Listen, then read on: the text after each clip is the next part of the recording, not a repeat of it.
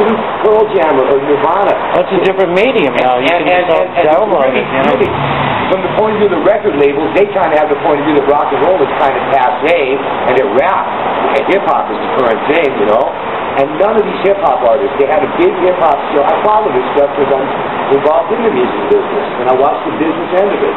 And I noticed about 2 summers ago, they had a big show at the LA Forum, at the same old Great Western Forum where I saw so many great Stones and Zeppelin shows. And they had, on the same bill, they had like Snoop Doggy Dogg, LL Cool J, all these top names from the rap world, and they didn't even sell out one night. The show did not sell out. They sold about 25,000 tickets, and the Great Western Forum, I think, holds like 35,000 people. So they still have a lot of empty seats. They didn't even sell out one night. Britney Spears, who everybody says is like the top of the music business, she's supposed to be the big time, she tried to do a tour 2 summers, actually now it's already 3 summers ago, right here in the States. The tour canceled for one reason, lack of ticket sales. She couldn't sell enough tickets to do a U.S. tour. So you can say what you want about these current artists they have nowadays. I think the music business sucks nowadays, and I think the guys who are running it don't know what they're doing. Virgin Records is the latest that's going belly up. You know, there's no more Tower Records. Virgin Records is closing down all their stores on the Sunset Strip and stuff. It's just a sign that the whole music business is taking like a bad turn. And part of the reason, everybody blames it on the downloading and the computers and all of that. It's largely true. You know, people can now download stuff for free instead of going out and spending $6.99 on a record, you know. But they can always do that. For YouTube. Ever since the 70s, I've downloaded everything I own just by recording stuff on cassette off the radio, you know. Yeah, but you get the DJ's voice at the beginning and the end, you know. I like stuff off the radio, though. I like that, you know. And I'm just saying, it's not strictly the downloading that starts the downfall of the music business right now. It's the quality of music. It's the quality of music they're putting out. They're just putting out this sort of commercial-type music right now. They've got it down to like 5 different formulas. There's you listen to like Radio Disney. I don't know if you ever listened to that, but that's the stuff that's targeted at the young kids right now. And they seem to have broke music down into 5 categories. They've got the sort of heavy metal sound, the sort of glam rock sound, the sort of rap sound, and then this kind of like country sound, you know. And they have it like, but it just sounds the same. It's got to the point where it's formula, it's cliche, it's not original, it's not exciting like the music we had in the 60s was.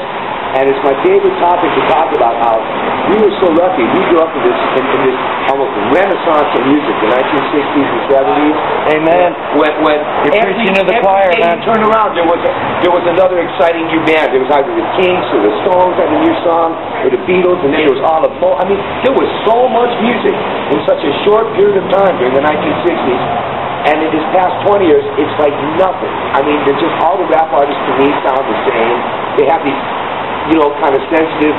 Well, they sample all that music. They all sound the same. They sample all that music from the 60s. And they just sample all the good music from the 60s. I mean, they're just basically recycling the same thing, and there's nothing new happening.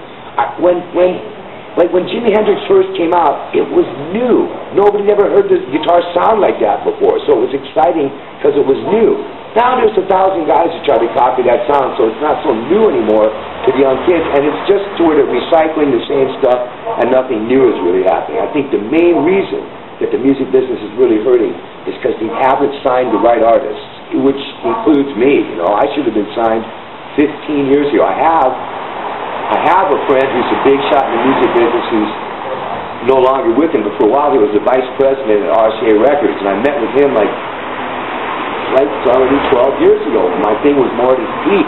That's when I was playing gigs in Venice every week, and I had steady gigs at the Novel Cafe and at the Wednesday's Coffee House. And I said, look, I'm doing well, I've got a following. At this point, this is when I should have a label deal. And he explained to me, he said, you know, things aren't like they used to be in the 60s. If it was up to me, I think your music's very exciting. I think you're a genius. I'd sign you right now. But right now, and he showed me a picture of Destiny's Child. And this was about 3 years before Destiny's Child, Beyonce and all that got famous. He said, see, this is what our label's signing this year. This is, to us, a safe commercial band that we don't have to take any chances, and we know that for our investment we're going to make back like $10 million and stuff, and it's just like, they're just committed to this agenda, putting out this sort of commercial music now, and they don't want to take chances like they did in the '60s on new artists and stuff. And it's just a disgusting state of affairs. But as a result, the whole music business is going kaput.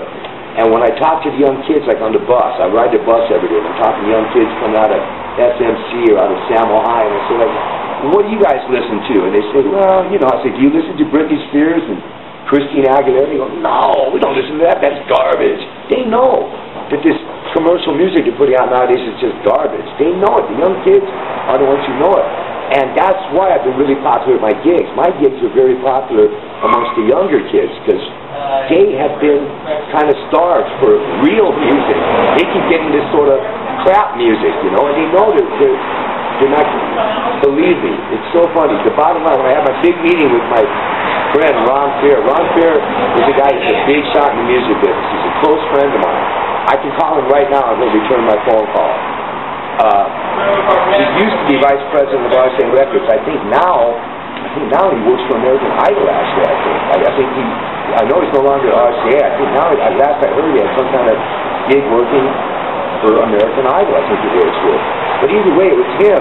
But when he was vice president of RCA, you know, we had my big meeting, and he gave me 45 minutes of his time, which for a music business meeting, that's like a long meeting. That's like he really gave me some time there. Usually he'd give me like 15 minutes and listen like 10 seconds to your song and go, sorry, can't help you. We're not using that this week. But he listened to my whole demo.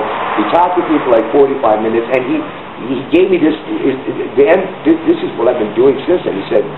I said, Ron, you're basically telling me no, right? He said, no, Mitch, I haven't really said no. This is not a no meeting. I just haven't said yes yet. That's his exact words. His famous quote is, I haven't said no. I haven't said I'm not giving you a deal. I just haven't said yes yet. And he gave me a list of certain criteria he wanted me to do, 4 things he wanted me to do towards getting a deal. He said the first thing you have to do is go out there and play more gigs and build up a big following. And when you feel that you have a really big following, then call me back and invite me to see one of your gigs, because I want to see how you go over with the live audience, before I commit to signing you. Number 1. He gave me about 2 other things he wanted me to do first.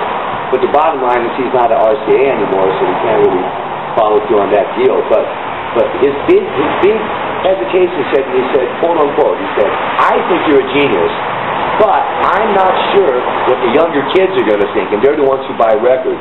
I'm not sure how the young post-MTV generation, I think you're too rooted in the 60s with what you're doing. I like it, and the older people will like it, but you're so 60s with your musical style, you're so rooted in the 1960s that I don't know if you'll go over with this young hip-hop generation. So I want you to go play these gigs mostly for the younger kids, and then call me so I can personally come out and see how you're going over with the younger kids.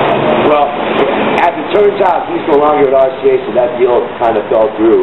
But I'm still basically following his advice. It was good advice. And the bottom line is he is completely wrong. And he's a good example of these record executives. See, Ron Fair is a guy, he's a big shot record executive, but I know him because I went to high school with him. We went to Van Nuys High the same time I did. So he knows me. We're buddies and stuff, and that's why I find out the connection. He's really considered a big shot. I was listening to a radio show the other day where they talk about the music business, and this guy who hosts the show was saying, if you're just an unknown artist and you tried to call some big wig, like, for instance, Ron Fair, of course you wouldn't get to talk to him personally, I'm thinking, see, that shows how I'm in like Clint. I can call Ron Fair, and he will personally take my call, even right now, It's just like if you called Columbia Pictures and asked to talk to Steven Spielberg, As an average person, you're not going to get him on the phone, you know what I mean? No matter what, Even if you were a big shot, you'd have a hard time to get Spielberg actually on the phone. You might get his assistant or a secretary, but you're not going to get the same thing with Ron Fair. He's a big shot.